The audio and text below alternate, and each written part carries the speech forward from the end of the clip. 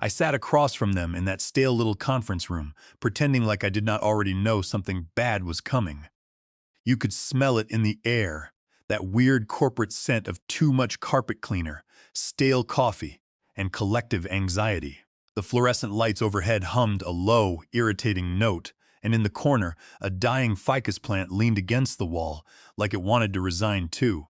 Clara Woods from Human Resources sat with her gold-rimmed glasses perched on her nose, looking through a folder as if she was about to tell me I had won a cruise. Gavin Proctor, my new division head who could not tell a database router from a coffee maker, did not even bother to look up. He just scribbled in his notebook like this, was all routine. My name is Grant Miller, and at 51 years old, I have spent enough time in this industry to know when the axe is about to fall. Grant, Clara said, her voice dripping with artificial warmth, we have completed the annual compensation realignment review.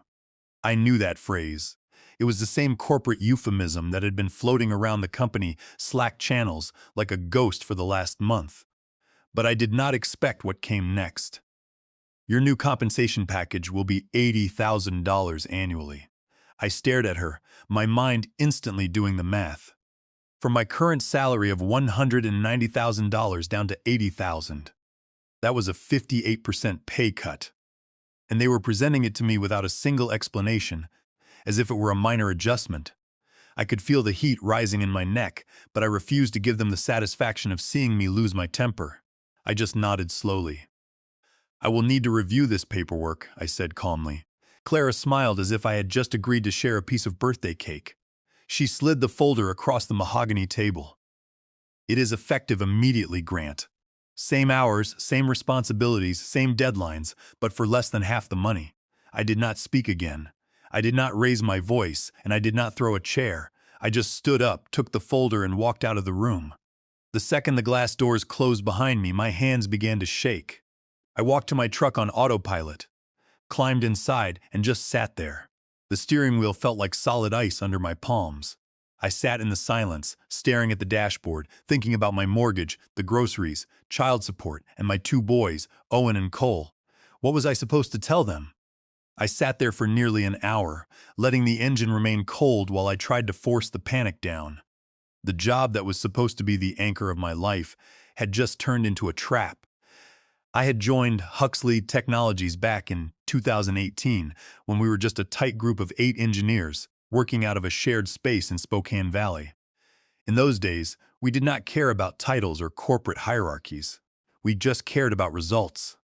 I had worked every holiday, slept under my desk during system crashes, and missed my youngest son's school plays because a deployment window shifted at the last minute. I had told myself it was temporary. It was not. By 2022, I was managing 96% of our enterprise client portfolio, and my work was the only reason the platform remained stable. Then my divorce hit.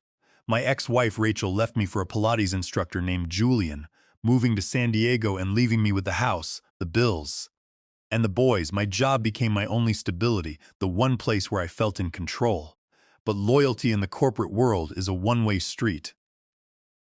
When Krypton Enterprises bought Huxley Technologies in 2024, the new management team arrived with promises of scale and growth. Instead, they brought administrative bloat and constant layoffs.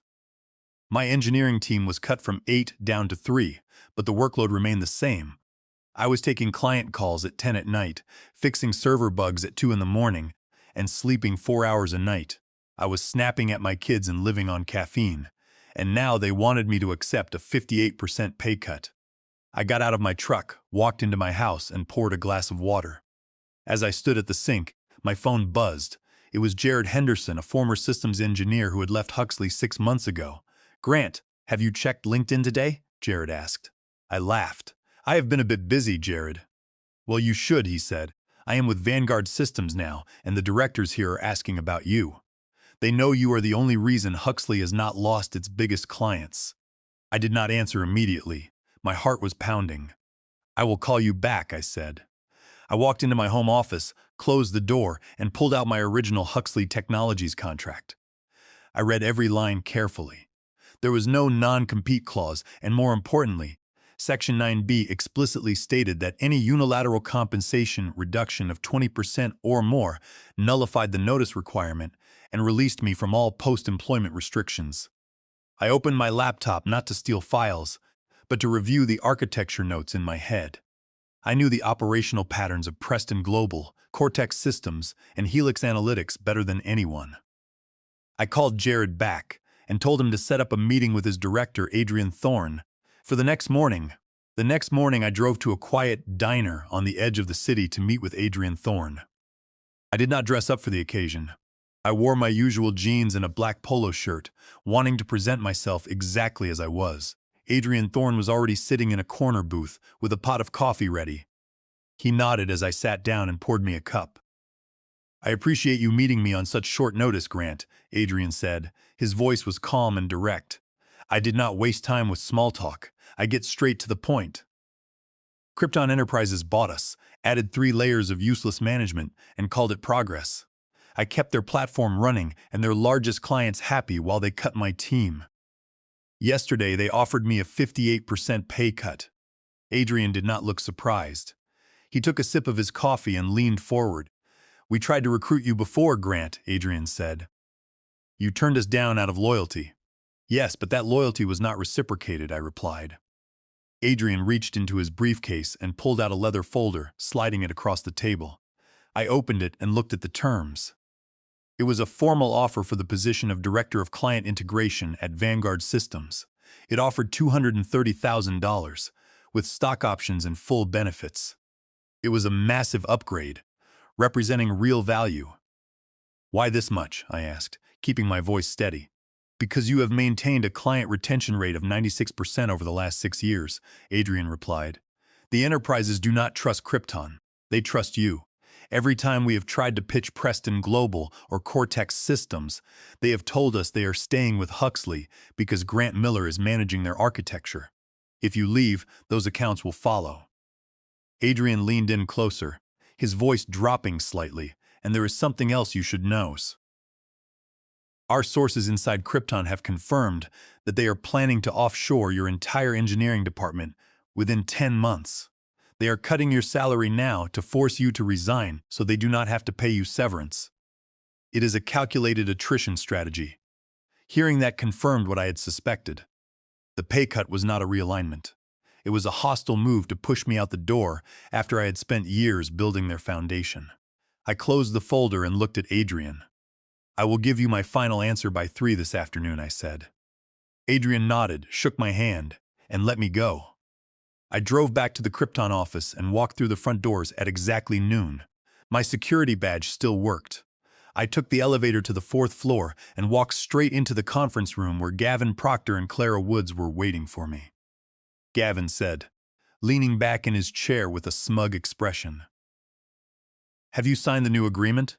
I sat down, placed my hands on the table, and looked Gavin directly in the eyes. "I have a few questions, Gavin. Who is going to manage the transition for Preston Global next month?" "That is none of your concern," Gavin snapped. "You just need to sign the paperwork." "Are you planning to offshore this department in 10 months?" I asked. Gavin blinked, clearly caught off guard by the question, but he quickly recovered his composure. "We are not discussing operational strategies with you, Grant." I stood up slowly. "In that case, I am not signing your new compensation agreement. I am resigning, effective immediately." Gavin laughed, a harsh, dismissive sound. "You cannot just walk out on us, Grant. We require a 30-day transition notice. If you leave now, our legal department will sue you for breach of contract." I smiled. "You should check my original contract, Gavin. Section 9B states that if the company reduces my compensation by more than 20%, the notice period is completely waived. Your 58% cut has freed me from any obligation to this company." Clara's face went pale as she quickly flipped through her files, her hands trembling as she realized I was telling the truth. I signed the official resignation form, slid it across the table, and walked out of the building without looking back. I drove home in silence, the weight of the decision finally lifting from my shoulders. I walked inside and saw my boys, Owen and Cole, doing their homework at the kitchen counter. I smiled, feeling a sudden sense of peace. I thought back to the early days of Huxley Technologies, when the business was just a dream we discussed over cheap pizza in a drafty Spokane Valley office. We had one server rack that was so loud we had to put it in a closet, and the air conditioning broke every summer, forcing us to work in our undershirts. We spent endless hours debugging race conditions and optimizing SQL queries on a whiteboard while drinking lukewarm soda. But we were a family, and we built that architecture line by line, knowing every single server socket and cluster configuration by heart. When Krypton bought us out, our CEO Gordon retired to Florida with $5.5 million in cash, leaving us behind to deal with the corporate hierarchy. They sent Gavin Proctor, a man who spent his first month renaming our Slack channels and talking about agile velocity. While our database pipelines were falling apart, I realized then that my loyalty was only valuable to the executives who were cashing in on it. I was done being their sacrifice. By the afternoon of my third day at Vanguard Systems, I was finally starting to feel like a normal human being again. I had my security card, my new laptop, and my access to the development channels. The physical workspace here was open and bright, filled with collaborative breakout areas and modern workstations where developers actually focused on writing solid code instead of constructing decorative slides for board meetings. It was a refreshing change of pace from the stifling cubicle rows at Krypton. However, while I was settling into this healthy environment, my personal phone was ringing continuously. I had missed 11 calls from Krypton numbers, including several from their senior leadership and one directly from Gavin Proctor. I ignored them all, letting them go straight to voicemail. By mid-afternoon, my phone started lighting up with incoming calls from names I had known for years. The technical directors from Preston Global, Cortex Systems, and Helix Analytics were reaching out, clearly anxious and frustrated by the sudden lack of support from Krypton. "Grant, what is going on over there?" The director of Preston Global, Terrence Shaw, asked as soon as I answered. "We were told you were personally overseeing our server migration, but today we received a generic email from some junior analyst named Brooke, who does not know the first thing about our database schema. When we asked her a basic question about query load balance, she looked completely blank and told us to submit a support ticket. She did not even know the difference between our staging and production servers, and she almost ran a destructive database migration on our live client records. Our entire executive board is furious. We cannot risk our core operations with an incompetent management team." I kept my response calm, professional, and direct. "I have resigned from Krypton due to differences in operational philosophy," I explained. "I am now with Vanguard Systems, and I cannot comment further on their internal staffing decisions." That was all I needed to say. In our industry, personal trust is the ultimate currency, and those clients had zero trust left for Krypton's new management. Within an hour, my old engineering team members, Logan and Justin, started sending me text messages with screenshots of the internal chaos at Krypton. Gavin Proctor was flailing, desperately attempting to assign my old accounts to developers who did not understand the back-end routing systems. Logan texted me that they had tried to place a junior administrator in charge of the Helix Analytics deployment, and the system was already showing major database error logs that degraded the client application. I replied to Logan immediately, telling him to check his personal email. Adrian Thorne had already approved competitive job offers for both Logan and Justin. Both of them had young families to support. Both were completely exhausted by Krypton's toxic leadership, and both accepted their new roles at Vanguard before the end of the day. They were relieved to finally leave behind the constant threats of layoffs and the endless requests to work overtime without any additional compensation. They wanted to focus on engineering again. Later that evening, I received an email from Clara Woods. The subject line read, "Professional courtesy violation." She wrote a long, patronizing paragraph claiming that my sudden departure was unprofessional and had disrupted the department's workflow. I did not waste time writing a defensive reply. I simply attached a digital copy of my original contract, highlighted Section 9B alongside the 58% compensation reduction, and copied the message to Krypton's corporate general counsel. I never received a reply from Clara Woods. They had expected me to accept their financial exploitation quietly because they assumed I had no leverage. Instead, I had walked out, taken my team, and left them to face the consequences of their own bad choices. I walked out of my office and went down to the Vanguard Employee Lounge, where I met Jared Henderson. We grabbed 2 mugs of hot tea and sat by the large glass window overlooking the downtown area. Jared looked at me with a wide grin. "I heard Logan and Justin just signed their agreements," he said. "That means our old core team is back together." "Yes," I said, taking a slow step, "and we are going to build something much stronger here." Jared shook his head. "Gavin Proctor is probably running around like a headless chicken. He actually thought he could run that entire platform without the engineers who built it. They do not understand that a software system is not just lines on a slide deck. It requires deep institutional knowledge," I agreed. I had spent 6 years establishing those relationships and understanding the specific architectural quirks of our clients' platforms. Terrence Shaw from Preston Global had called me 3 times because their migration script had failed twice, and the junior developers at Krypton did not know how to roll back the changes safely. I had to guide Terrence through the rollback process over the phone as a personal favor because I valued our relationship. But I made sure to let him know that any future support would have to go through Vanguard systems. Terrence did not hesitate. He told me that his legal department was already drafting the paperwork to terminate their contract with Krypton for material breach of service-level covenants. They were prepared to move their entire portfolio to Vanguard the moment we were ready to receive them. Cortex Systems and Helix Analytics were planning the exact same transition. The corporate executives at Krypton thought they could save money by cutting the engineers, but they were about to lose their entire client base. To understand the legal foundation of our strategy, you have to understand the history of the software running Krypton's database platform. Before I ever joined Huxley Technologies in 2018, I spent 3 years operating as an independent systems consultant under my own registered business entity. During those consulting years, I designed, developed, and registered the complete copyright for a specialized transaction routing engine called the Aegis Database Optimization Protocol. This protocol was my pre-existing intellectual property, registered with the federal government under Title 17 United States Code, Section 106, long before I ever worked for Huxley. When I joined the startup, I did not sell them the code. Instead, I granted them a conditional license to run the Aegis protocol in their platform. The licensing agreement explicitly stated that the license was valid only as long as I remained an employee and my compensation was maintained at the agreed-upon rate.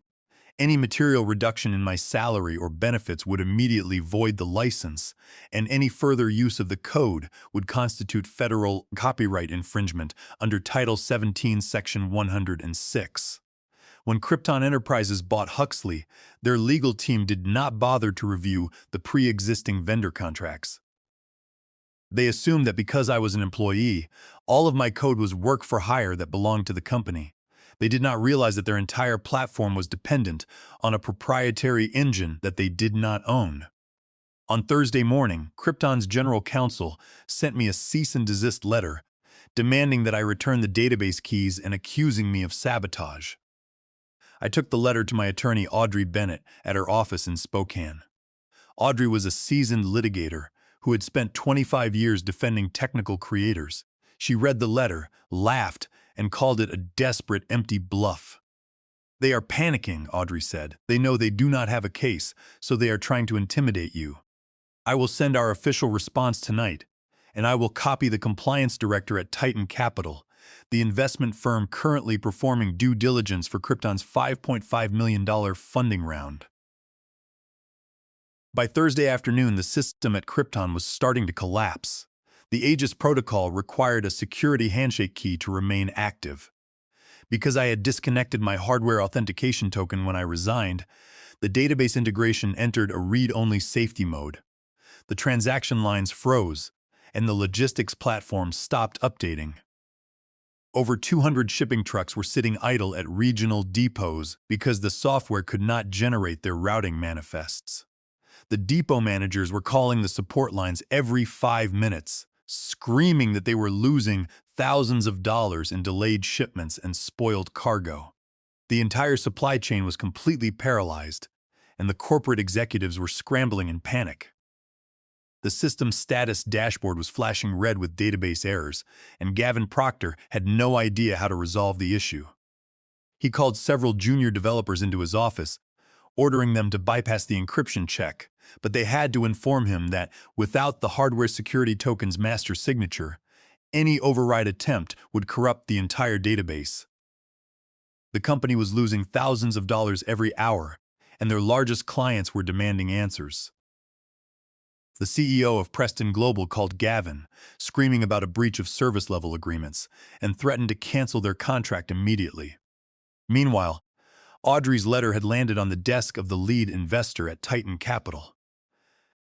The investment firm immediately froze the funding round and demanded that Krypton prove they had clean title to the database software before they would release a single dollar. I sat in Audrey's office, watching her type the response on her laptop. The office was quiet, smelling of old leather and fresh printing paper. Audrey looked up and smiled. "We have them cornered, Grant," she said. "Under Title 17, Section 106, the law is completely on our side.